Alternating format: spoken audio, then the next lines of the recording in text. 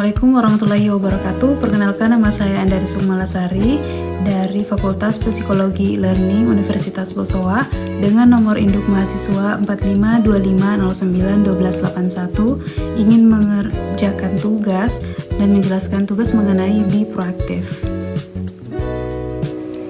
Jadi kali ini kita akan membahas tentang suatu kebiasaan yang sangat penting dalam membangun kehidupan yang efektif, yaitu be proaktif. Atau dalam bahasa Indonesia berarti jadilah proaktif. Kebiasaan ini berasal dari buku terkenal karya Stephen R. Covey, yaitu The 7 Habits of Highly Effective People. Buku ini sudah membantu jutaan orang di seluruh dunia untuk mengembangkan diri, memperbaiki hubungan, dan mencapai kesuksesan yang seimbang antara pribadi dan profesional. Covey menulis bahwa kebiasaan pertama, be proactive, adalah fondasi dari 6 kebiasaan berikutnya. Kalau kita tidak bisa menguasai yang satu ini, maka kebiasaan lain akan sulit dijalankan. So, apa itu be proactive? Jadi, apa itu be proactive? Jadi kata proaktif ini sering disalahartikan sebagai aktif atau sibuk. Padahal artinya jauh lebih dalam.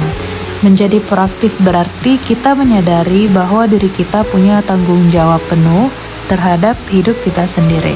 Kita punya kemampuan untuk memilih bagaimana kita berpikir, merasa, dan bertindak, terlepas dari situasi di sekitar kita. Stephen Covey menulis bahwa di antara stimulus dan respon selalu ada ruang, dan di ruang itulah terdapat kebebasan kita untuk memilih respon. Kebanyakan orang langsung bereaksi otomatis tanpa berpikir. Mereka dikuasai oleh emosi, oleh keadaan, atau oleh orang lain. Tapi orang proaktif berhenti sejenak dan berpikir, apakah reaksi terbaik yang bisa aku pilih sekarang? Itulah inti dari proaktivitas, yaitu kesadaran dan kendali atas diri sendiri. Nah, Stephen Covey membedakan 2 tipe kepribadian utama, yaitu reaktif dan proaktif. Orang reaktif seringkali menyalahkan faktor luar. Mereka berkata, aku marah karena dia ngomong kasar, aku gagal karena bosku tidak adil, atau aku tidak bisa berubah karena lingkunganku seperti ini. Dengan kata lain, mereka menempatkan kendali hidupnya di tangan orang lain. Sedangkan orang proaktif berpikir sebaliknya. Aku bisa memilih untuk tetap tenang meski orang lain kasar, atau aku tidak bisa mengubah bosku tapi aku bisa ubah caraku bekerja. Orang proaktif mengambil tanggung jawab penuh atas reaksinya sendiri. Mereka tidak menunggu perubahan dari luar, mereka memulai perubahan dari dalam. Stephen Covey menjelaskan konsep yang sangat terkenal, yaitu 2 lingkaran kehidupan manusia, yaitu circle of concern dan circle of influence.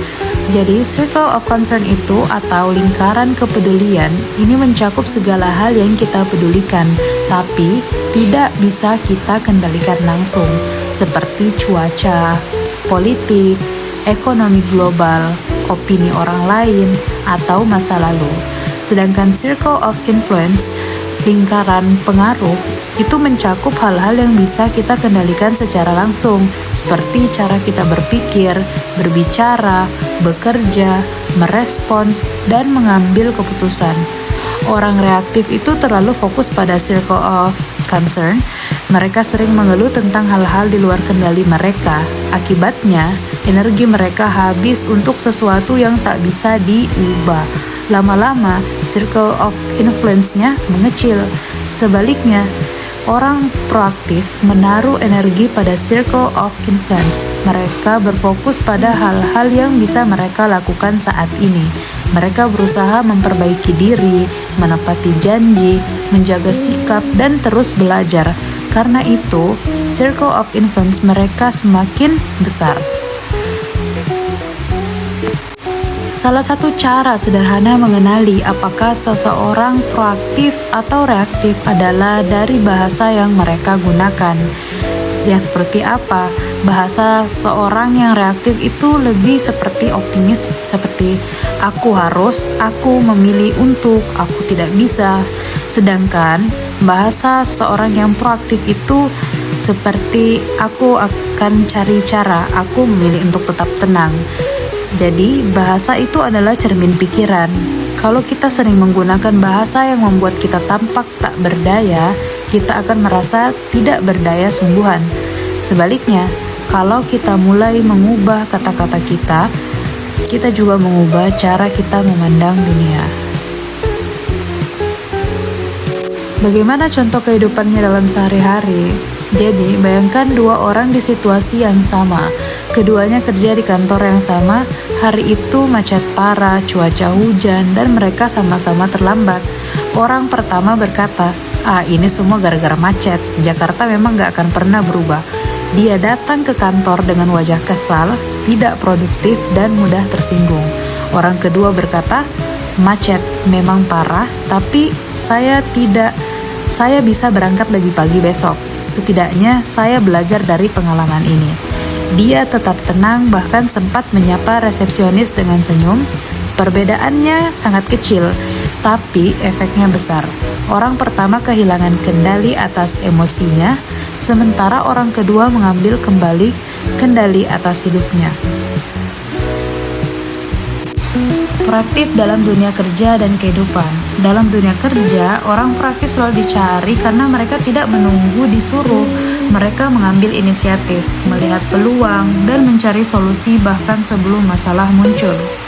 Misalnya, ketika sebuah tim menghadapi kendala, orang reaktif pasti akan mengatakan, itu bukan tugas saya.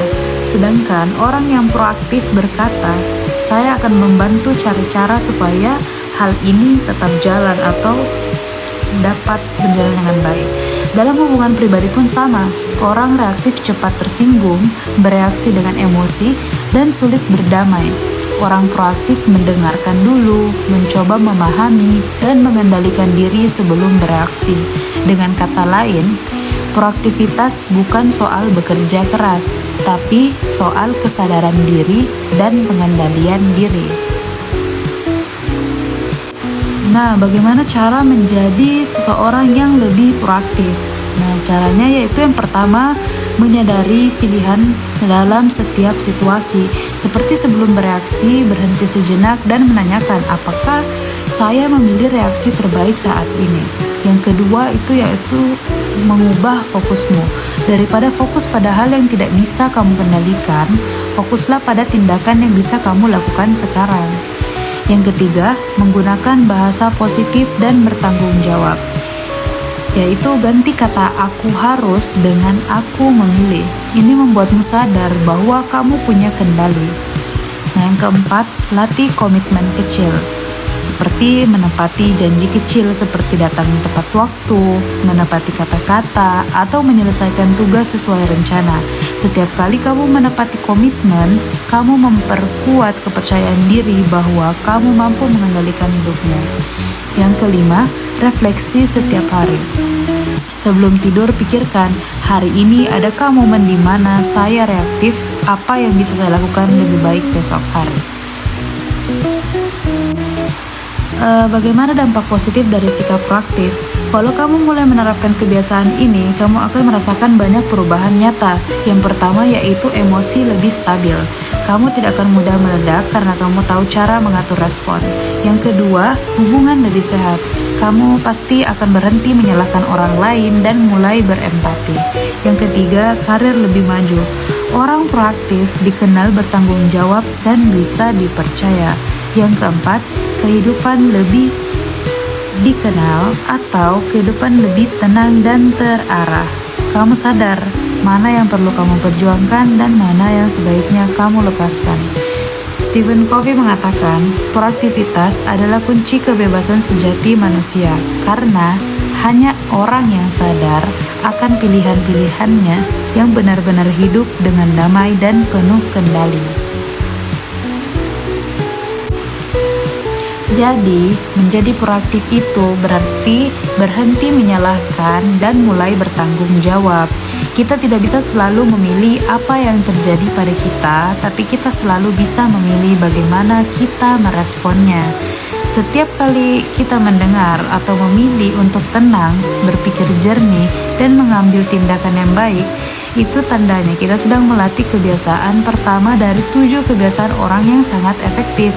Mulai dari hal-hal yang kecil hari ini, seperti menjaga sikap, menepati janji, memilih kata-kata yang bijak, itu saja merupakan langkah awal menuju perubahan besar. Karena seperti kata Stephen Covey, I'm not a product of my circumstance and I'm product of my decisions.